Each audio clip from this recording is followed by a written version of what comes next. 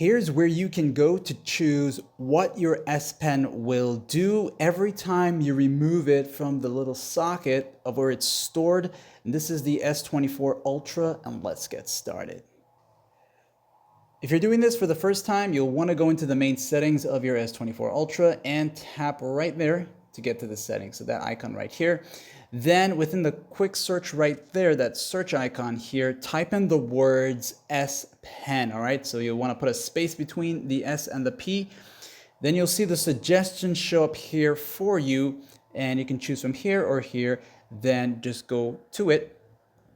And this will take you to the view of the S Pen section. So most likely you'll start off right here where the S Pen is, the readiness, if it's inserted.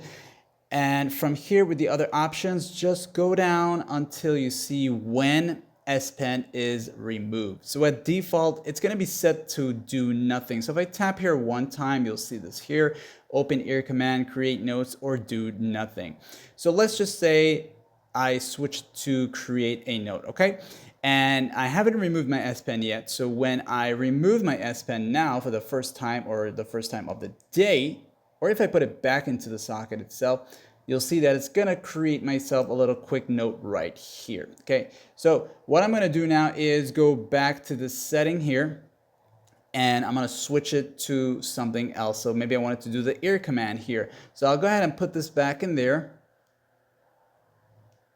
Let me just exit this little floating icon here.